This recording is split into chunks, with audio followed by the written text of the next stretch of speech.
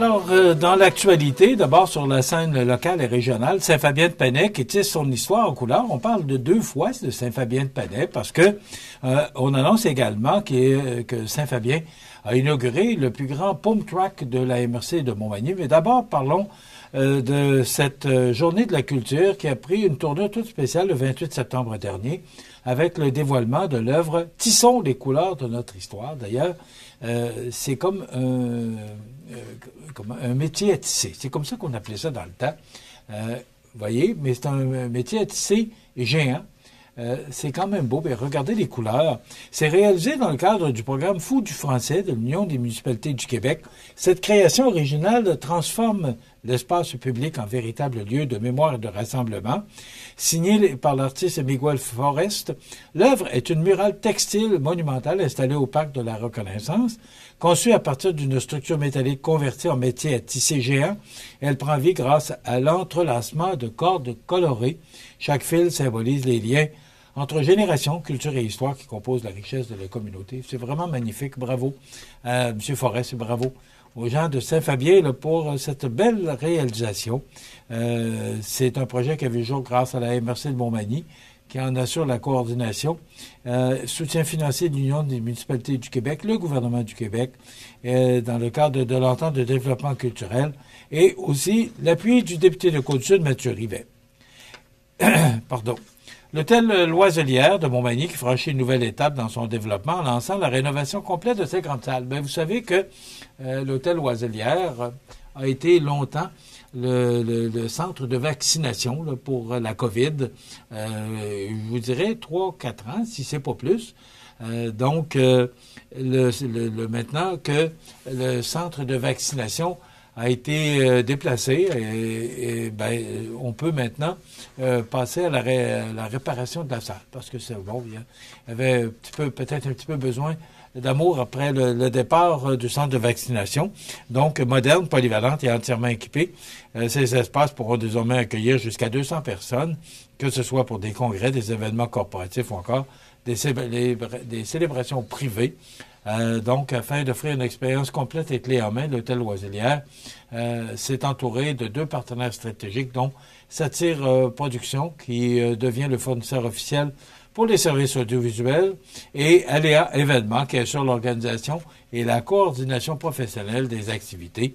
Alors, avec ces investissements, l'établissement confirme sa mission d'allier confort, moderne, hospitalité chaleureuse et engagement envers sa communauté. Alors, bravo à Mme Julie Roy, qui en est la directrice générale et copropriétaire, et à toute son équipe. La municipalité de Saint-Fabien-de-Panay, qui vient de franchir une étape importante en inaugurant officiellement son tout nouveau pump track, désormais le plus vaste de la MRC de Montmagny.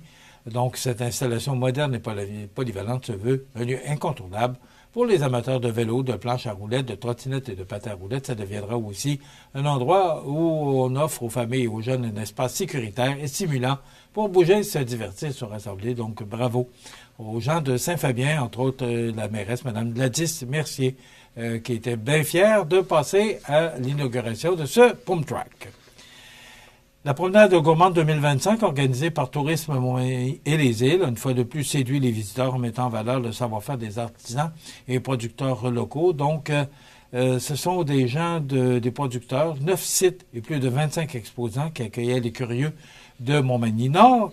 Et du côté sud, des conditions favorables ont permis à 6 sites et 17 producteurs de 4 municipalités, parce que ça se passait sur 2 fins de semaine. Une fin de semaine, c'était au nord, Montmagny-Nord, et l'autre fin de semaine, c'était Montmagny-Sud. Un week-end festif qui confirme l'importance de cet événement pour la région. Donc, bravo. Le sondage mené auprès du public révèle une satisfaction unanime, mais c'est entre autres, attendez un petit peu, Au-Fourneau, l'entreprise Au-Fourneau qui s'est démarquée en raflant les honneurs dans 3 catégories, dont celle de la meilleure dégustation, du meilleur site et de la meilleure découverte du week-end. Donc, quelle belle façon de faire découvrir nos belles entreprises de la région. Alors, c'est 100 $ qui a été gagné par, on la voit à l'écran, Mme Isabelle Deschamps, qui a gagné un panier cadeau de 100 $ rempli de ces beaux produits de notre région. Le Fonds Jeunesse Environnement Innovation qui apporte son appui au CPE Enfants Bonheur de Montmagny. dans son projet de transformer sa cour extérieure. C'est 6 000 qu'on a remis à Mme Diane Caron via c'est M. Simon Caron, membre du fonds, qui a remis ce chèque à Mme Caron. L'objectif est de reconnecter les enfants à la nature grâce à des aménagements adaptés. On en a parlé, Mme Caron qui est venue nous en parler la semaine passée avec Mme Beaulieu. Alors, il y a une campagne de financement et le fonds Jeunesse, Environnement, Innovation de la Fondation Richelieu qui agit comme président d'honneur d'une campagne visant à amasser 100 000 $. On a actuellement 25 000 $, donc ça fait 2 ans qu'on travaille là-dessus. Et possiblement que si M. Simon Caron s'en occupe, ça devrait, quand on connaît Simon Caron, on devrait réaliser l'objectif prochainement. Donc, bravo pour ces investissements et la réalisation de ce beau projet. Et enfin, la Pocatière qui s'apprête à vivre 4 jours de festivités hautes en couleurs avec la 18e édition de l'Halloween à la Pocatière. Cette fête qui se tiendra du 23 au 26 octobre prochain dans plusieurs lieux de la municipalité. Je vous dirais qu'à la Pocatière, ça fête fort l'Halloween. On se sert de cette fête-là pour faire vraiment une fête familiale, comme nous, des festivals ou des fêtes. C'est sûr que ça ne se compare pas, c'est différent, c'est une activité différente, mais on a notre Carrefour mondial de l'accordéon. Eux autres, pour eux, c'est l'Halloween, c'est sur 3 jours. Alors, comme je dis, c'est très différent comme événement, mais c'est l'événement de l'année qui se déroule à la Pocatière. Je voulais vous revenir sur ce dont on a jasé la semaine dernière. Je vais parler beaucoup de finances, parce que ça a capté vraiment mon attention au cours des derniers jours. Dans le Journal de Québec de vendredi dernier, on parlait d'un péage dynamique sur le 3e lien. Vous en souvenez-vous lorsque je vous ai dit pourquoi, que j'ai jasé de ça, puis je vous ai dit pourquoi qu'on ne met pas un péage? Moi, je traverse avec le 3e lien, je traverse avec ma voiture, puis je m'en vais de l'autre côté du fleuve. Je suis prêt à mettre 2 piastres dans le canis ou 5 piastres, je ne sais pas. Il faut que ce soit, c'est sûr, un montant qui soit simple. On va aux États-Unis. Est-ce que j'ai déjà entendu quelqu'un qui a disputé ou chialé parce qu'il y avait des postes de péage aux États-Unis? On arrête, on paye, puis on continue. Pourquoi qu'on ne le ferait pas ici? C'est sûr que ça fait pas l'unanimité, mais ça aiderait à faire avancer le projet, parce que moi, je suis très en faveur de ce projet-là, particulièrement pour l'économie de notre coin de pays, et aussi on n'a qu'à penser qu'on a le pont La Porte a 55 ans, il a été inauguré en 70, si ma mémoire est bonne, et le pont de Québec, qu'on voit à l'écran, a 100 ans, plus de 100 ans. Et souvenez-vous, il y a récemment, je vous en ai parlé, il y a une dame qui a reçu un morceau du pont de Québec dans son pare-brise. Alors, si jamais il arrivait quoi que ce soit à un de ces 2 ponts-là, avez-vous pensé comment ça pourrait être? Vous êtes probablement traversé sur le pont de La Porte ou le pont de Québec récemment. Ça bloque aux alentours de Monseigneur-Bourget, et c'est ralenti jusqu'à l'entrée du pont. Et là, en plus, il y a des réparations dans les entrées du pont. Et M. Blaney, qui est candidat à la mairie de Lévis, qui parle, lui, que le projet, pour lui, il ne le voit pas. Puis je comprends ce qu'il dit, parce que le projet que Mme Guilbeault a présenté, qu'on supporte actuellement, il sortirait dans le Vieux-Québec. Alors déjà, et c'est ce qu'on mentionne, je ne suis pas l'expert, mais déjà qu'on mentionne que c'est difficile dans ce coin-là, là, on va accélérer le trafic.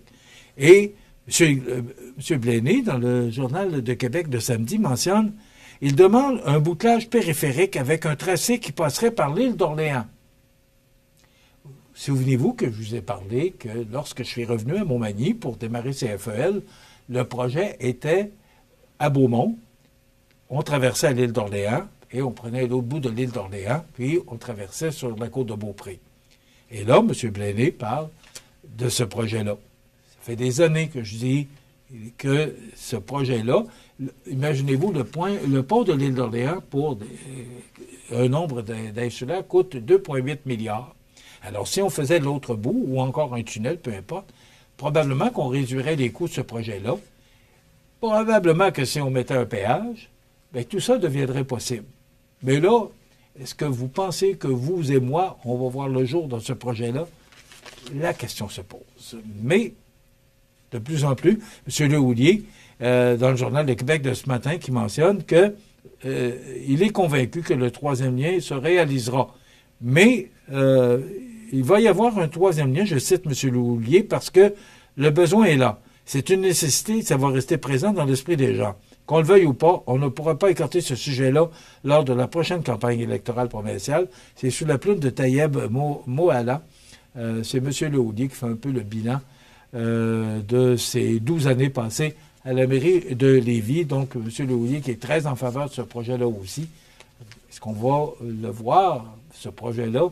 Je pense qu'on n'a pas fini d'entendre parler. Ça va faire couler beaucoup d'encre. Ben, aujourd'hui, c'est le retour pas en chambre, à l'Assemblée nationale. La chambre, c'est à Ottawa. Donc, dans le Journal de Québec de ce matin, sous la plume de Geneviève Lajoie, elle mentionne que c'est le discours de la dernière chance de François Legault. Alors, M. Rocky Balboa Legault, qui va aller donner son discours de rentrée parlementaire aujourd'hui, parce que en fin de semaine, c'était le Congrès national de la CAQ, et il s'est dit prêt à foncer, et il s'est comparé à Rocky, là, toujours du côté humoristique, mais quand même, j'ai pas besoin de vous dire que les journalistes qui étaient présents ont pris la balle au bon pour parler de M. Legault en faisant référence à Rocky. Alors, après s'être comparé à Rocky Balboa pour fouetter ses troupes à la fin de semaine dernière, le PM veut continuer à jouer le rôle du boxeur infatigable pour séduire l'électorat québécois qui lui a tourné le dos. Donc, c'est ce que cite Mme Lajoie ce matin. Vous savez, on en a parlé récemment, il y a de moins en moins d'agences pour les infirmières. Beaucoup d'infirmières ont fait leur retour dans les hôpitaux du Québec. Mais là, ce qu'on dit, c'est que le taux d'heures supplémentaires des infirmières a récemment doublé dans des établissements de santé de la région du Québec, notamment parce que les employés veulent augmenter leur salaire dans le contexte économique actuel. C'est Jean-Philippe Guilbeault qui nous apprend ça ce matin. Entre janvier et août 2025, le taux d'heures supplémentaires est passé de 7,66 % à 14,4 % dans les installations du CIUS de la capitale nationale. Et enfin, je veux vous parler de la venue du roi Charles III, qui est venu nous voir pour le discours du trône à la Chambre des communes sous l'invitation du premier ministre Mark Carney. Eh bien, savez-vous que ça a coûté tout près de 1,3 million de dollars? C'est ce que nous apprend Anne-Colline Desplanques ce matin. La note de ce voyage a été présentée au Parlement ces derniers jours en réponse à une question écrite du Bloc québécois. Cette mission n'a pas empêché le couple royal d'être accompagné de 251 personnes, dont 50 musiciens, 6 membres de la fanfare du Sénat et 110 personnes en service ou en réserve dont la fonction concrète n'est pas précisée, 40 déjeuners, 110 dîners, 433 soupers et 228 collations ont été servies pendant le transport et au sol pour un total de 70 010,53 $, soit près de 121 $ par repas, excluant les collations. On lit ça, puis on dit, j'en parlais avec M. Généreux hier, là, on parle d'un déficit de près de 100 milliards qui pourrait être, je vais le dire au conditionnel, parce qu'il n'y a rien de certain, là, qui pourrait être annoncé, c'est le 4 novembre prochain que M. Carney, premier ministre, va nous annoncer le budget pour la prochaine année. Quand on lit ça, qu'on regarde ça, on dit qu'en 2022, la visite de 3 jours du prince Charles avait coûté plus de 1 million de dollars en sécurité. Au total, cette visite du couple princier et sa cour de 53 personnes avait coûté 2 millions de dollars. Mais c'est de voir tout le monde. 251 personnes ont accompagné le roi Charles III et sa conjointe. Quand on lit ça, on se demande où on s'en va. Hier, M. Généreux qui parlait qu'on s'en va directement dans le mur au niveau des finances publiques, que ce soit fédéral ou provincial. Bien, quand on lit ça, c'est inquiétant. Et on se demande qui gère les finances. On s'attendait que M. Carney, économiste, allait serrer la vis. C'est pas ce qu'on comprend, mais à suivre. Chronique culturelle demain, des Arts de la Seine, et François Diguet, candidat à la mairie de Saint-Aubert, sera le menu de cette émission du 1er octobre 2025. Je vous souhaite de passer une excellente journée. À demain.